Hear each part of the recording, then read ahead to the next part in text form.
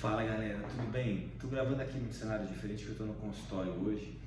E quando eu vim pra cá eu ficava pensando numa coisa e por isso que eu decidi gravar esse vídeo pra vocês. Eu queria falar pra vocês sobre curso natural da doença.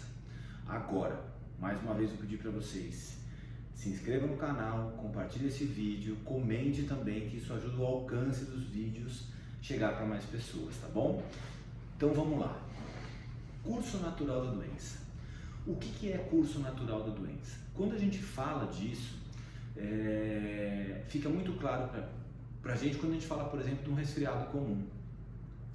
Quando a gente tem um paciente com resfriado, quando a gente tem um paciente com uma gripe, a gente sabe que essa gripe vai durar 5, 7, talvez 10 dias no máximo.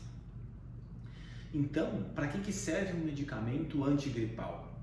O medicamento antigripal ele serve para diminuir o curso natural de 5, 7 ou 10 dias. Então, se você compra lá eu não sei nem o nome desses medicamentos, Resfenol, Benegripe, Naldecon dia, Naldecon noite, para que servem esses medicamentos? Esses medicamentos eles servem para diminuir os sintomas desse curso natural dessa doença.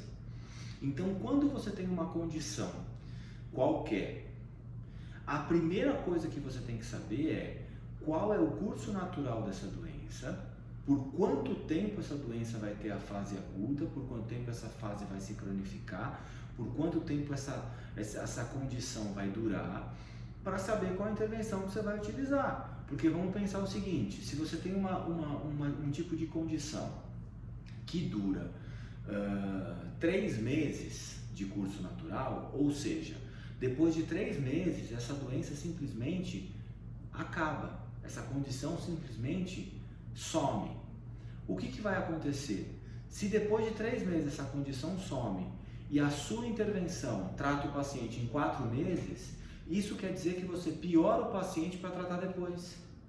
Então, como é que você descobre o que é o curso natural da doença? Para descobrir qual é o curso natural da doença, você precisa pesquisar por um tipo de desenho de estudo que é chamado de estudo observacional ou estudo longitudinal.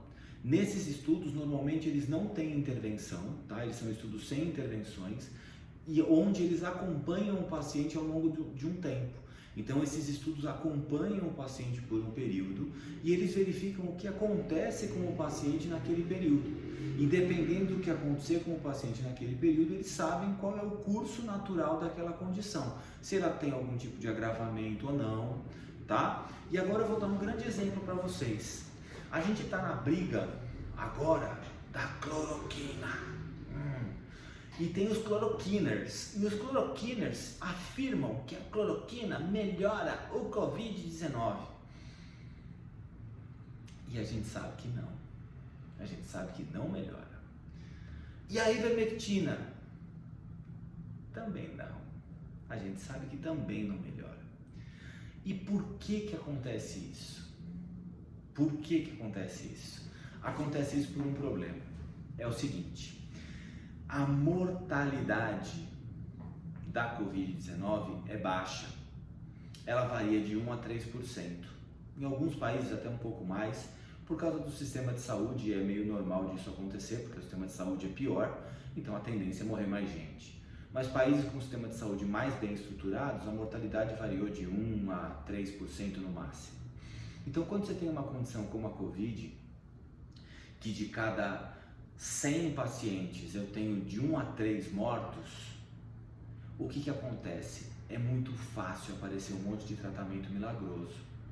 Então o paciente toma chá de boldo e ele melhora. Por quê? Porque a chance dele de estar entre 97 e 99 é muito maior do que estar entre 1, 2 e 3 pacientes que morreram. Porque de cada 100, 1 a 3 vão morrer. Então se ele tomar água, ou se ele comer chuchu, ou se ele tomar chá de boldo, a chance dele vai ser maior de estar entre os 97 a 99 do que estar de 1 a 3.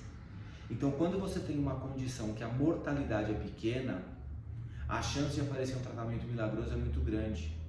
Agora, vamos imaginar o seguinte, se essa Covid-19 tivesse acontecido em 1800 e alguma coisa, 1850, em 1870, no mundo, sem os recursos que a gente tinha, sem conhecer estudo longitudinal, sem conhecer boas metodologias científicas. O que ia acontecer? Um monte de tratamento ia ser proposto. E de cada 100 pacientes que recebessem esse tratamento, 1 a 3 ia morrer, basicamente. Talvez até morresse um pouco mais, porque alguns tratamentos podem ser tóxicos para o paciente, pode matar pela toxicidade do tratamento que foi proposto.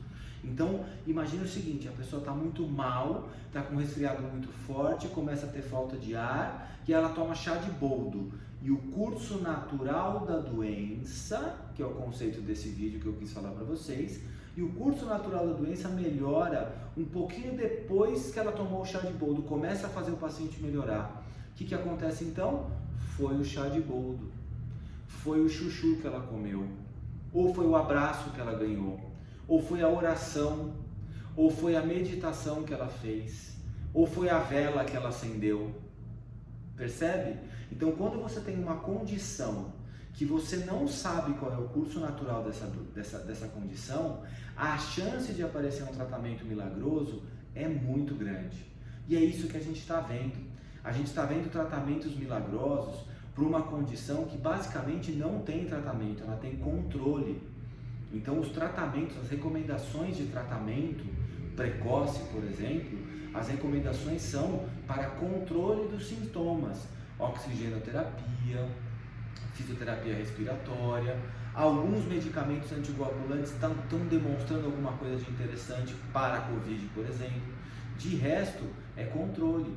Agora, vamos trazer para o nosso exemplo um pouco, tá? Da fisioterapia musculoesquelética, que acho que a maior parte das pessoas que me seguem trabalha com fisioterapia musculoesquelética. Então, vamos trazer, por exemplo, para a condição de dor lombar. Então, quando a gente fala de dor lombar, primeiro de tudo, a mortalidade por dor lombar é 0. Ou seja, ninguém morre de dor lombar. A pessoa pode morrer com dor lombar, mas com alguma outra coisa, não da dor lombar. Então, quando a comorbidade é 0, a chance de tratamento milagroso aumenta mais ainda. Porque a Covid, que tem a comorbidade de 1 a 3, tem um monte de tratamento milagroso que não funciona. Imagina quando a mortalidade é 0. Então, para a dor lombar, a gente tem um monte de tratamento maravilhoso. E esse monte de tratamento maravilhoso passa por um monte de pseudociência. Tem um monte de gente falando que é cientista, que trata de dor lombar, só que o que a gente vai ver, o que eles estão fazendo? Eles estão distraindo o paciente até o curso natural da doença agir. E isso a gente precisa parar de fazer. Como fisioterapeuta, com respaldo científico, a gente precisa parar de fazer. Então vamos entender primeiro, dor lombar. A dor lombar, ela é uma condição que ela vai ter um curso natural, a dor lombar crônica, tá? Vai ter um curso natural de 6 a 8 semanas, podendo chegar até 10 semanas. Beleza? Então, quando o meu paciente tem uma dor lombar crônica, ele vai ter dor por 6, por 8 ou por 10 semanas. Então, quando o seu paciente chega no seu consultório com dor lombar crônica, o seu tratamento tem que ser no máximo de 10 semanas para resolver o problema do paciente. Porque se você trata um paciente com dor lombar crônica por 6 meses, sabe o que você está fazendo? Você está piorando esse paciente para melhorar ele depois, porque você não está respeitando o curso natural da doença, então, ou da condição. Então, entendam o seguinte, conhecer o curso natural da condição faz com que você tenha um tratamento mais assertivo e que você seja menos milagreiro e que você seja menos pseudocientista. Então, quando você sabe qual é o curso natural, você sabe que a sua intervenção tem que tratar o seu paciente antes dele preencher esse ciclo natural. Sabendo que a dor lombar crônica ela vai durar de 6 a 8 semanas ou no máximo até 10 semanas, a sua intervenção para paciente com dor lombar crônica tem que melhorar o paciente em 4 semanas, em 5 semanas, em 6 semanas já está quase no máximo, e 8 semanas estourando. 10 semanas, pelo amor de Deus, o paciente tem que estar bom.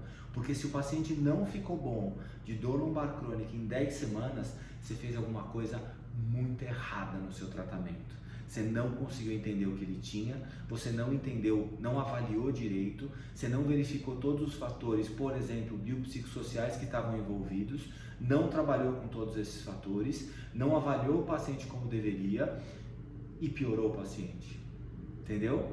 Então, o mais importante da gente conhecer esse conceito científico, que é o motivo desse vídeo, que é de curso natural da doença, é saber o seguinte: quando que a minha intervenção funciona ou não.